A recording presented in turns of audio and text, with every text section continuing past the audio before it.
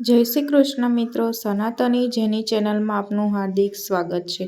મિત્રો, આજે આ વિડીયોમાં આપણે સાંભળીશું ભાદરવા માસની શુક્લ પક્ષની ત્રીજનું વ્રત એટલે કેવડા ત્રીજ। તેને હરિયાળી ત્રીજ અથવા તો હરતાલિકા ત્રીજ પણ કહેવામાં આવે છે।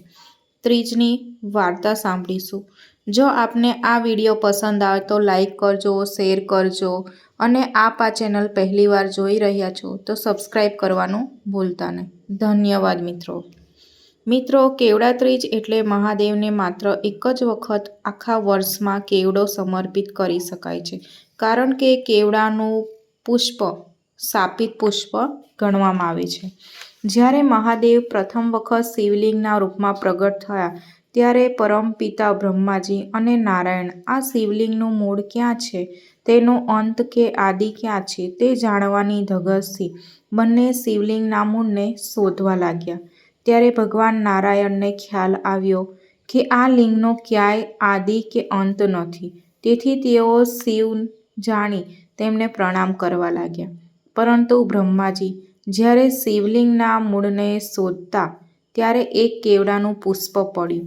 ત્યારે બ્રહ્માજીએ કેવડાને પૂછ્યું, તું ક્યાંથી પડ્યો છે?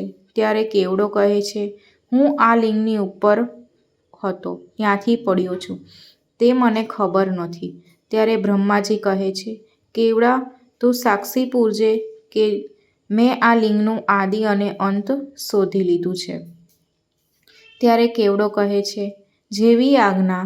ત્યારે પરમપિતા મહાદેવજી પ્રગટ થાય છે અને કહે છે, હે નારાયણ, હે બ્રહ્માજી, તમે આ લિંગનું આદિ કે અંત શોધ્યું?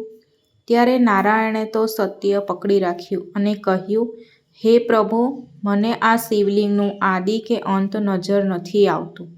ત્યારે બ્રહ્માજીએ કેવડાને સાથે રાખીને કહ્યું કે મેં આ લિંગનું આદિ ક્યાં છે તે શોધી લીધું છે, આ કેવડો મારો સાક્ષી છે।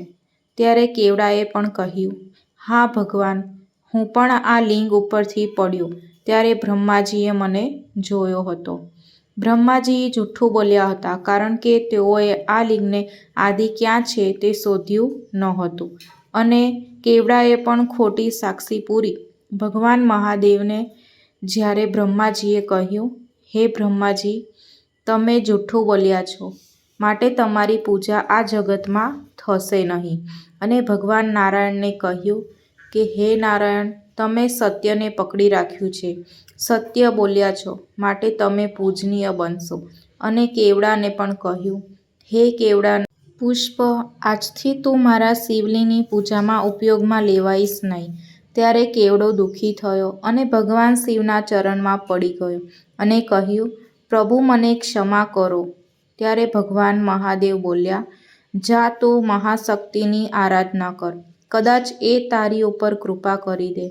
અને કેવડાએ પણ મહામાયા જોગમાયાની આરાધના કરી। જ્યારે સમય જતાં દેવી પાર્વતીનું હિમાલયની ત્યાં જન્મ થયો।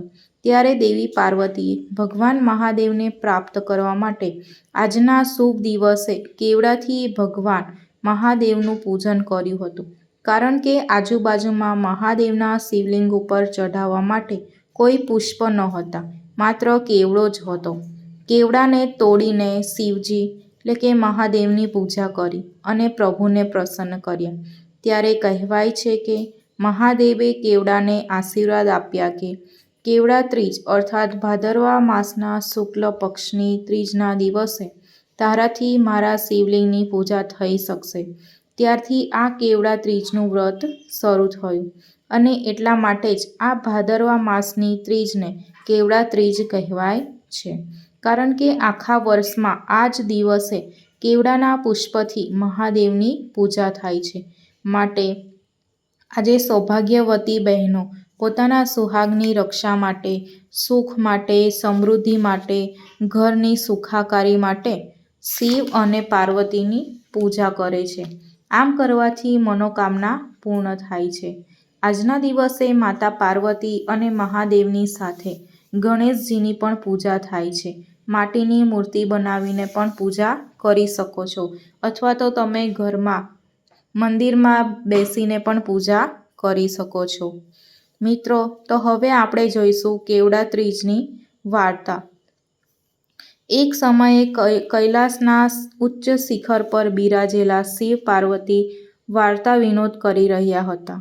વાતમાં પાર્વતીએ પૂછ્યું, હે નાથ, દક્ષ પ્રજાપતિના યજ્ઞમાં મારા દેહની આહુતિ આપ્યા પછી જ્યારે મેં ફરી અવતાર ધારણ કર્યો હતો, ત્યારે ત્રિલોકનાથ તમને પામવા માટે મેં વ્રત કરેલું, એની તમને જાણ છે? ત્યારે ભોળાનાથ બોલ્યા, હે ભવાની, એની વાત વિગત કરીને તમે સાંભળો. બીજો અવતાર ધારણ કર્યો પછી તમે જન્મથી જ મારું રટણ કરતા હતા. એક સમયે દેવર્ષિ નારદે તમારા પિતા હિમાચલ રાય પાસે મારી ખૂબ જ પ્રશંસા કરી ત્યારે તમે મનોમન અતિ હર્ષ પામ્યા. પરંતુ નારદજીએ તમારા પિતાને તમારા લગ્ન વિષ્ણુ સાથે કરવા સલાહ આપી ત્યારે તમે નારદ પર અતિ રોષે ભરાયેલા. તમારા પિતા તમારા લગ્ન વિષ્ણુ સાથે કરવાના વિચાર કરવા લાગ્યા. ત્યારે તમે મનોમન ઘણા મૂંઝાયા અને એ મૂંઝવણ દૂર કરવા માટે વનમાં ફરવા ચાલ્યા ગયા. વનમાં તમે એક માટીનો ઢગલો જોયો અને બાળકની જેમ માટીથી રમવા લાગ્યા. તમારા રોમે રોમમાં મારું રટણ થતું હોવાથી બેધ્યાનપણે તમે માટીનું શિવલિંગ બનાવી દીધું. પછી વનમાંથી કેવડો લાવીને અત્યંત શ્રદ્ધાથી મારા શિવલિંગ પર ચઢાવ્યો. એ દિવસે ભાદરવા માસની અજવાળી ત્રીજ હતી.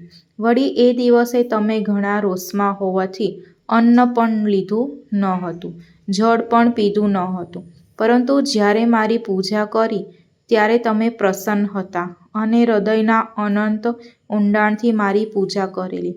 તેથી હું તમારા પર અતિશય પ્રસન્ન થયો અને તમારી ભક્તિ તૃષા છીપાવવા તમારી સમક્ષ પ્રગટ થઈને મેં વરદાન માંગવા કહ્યું. ત્યારે તમે અતિ દીન ભાવે બોલ્યા, હે દેવોના દેવ, હે નીલકંઠ, જો મેં ખરા અંતરથી તમારી આરાધના કરી હોય, રોમે રોમથી તમારું રટણ કર્યું હોય તો તમે જ મારા પતિ બનો. મેં તથાસ્તુ કહ્યું. ત્યારબાદ તમારી ગેરહાજરીથી અકળાયેલા તમારા પિતા તમને શોધતા ત્યાં આવ્યા. ત્યારે તમે સર્વ સંકોચ ત્યાગીને કહી દીધું, હું શિવજીને તન મન સમર્પણ કરી ચૂકી છું, તેથી અન્યને નહીં વરું.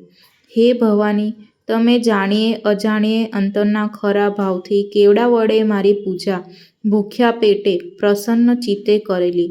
એ વ્રતના પ્રભાવથી તમારા પિતા માની ગયા અને તમારા લગ્ન મારી સાથે થયા.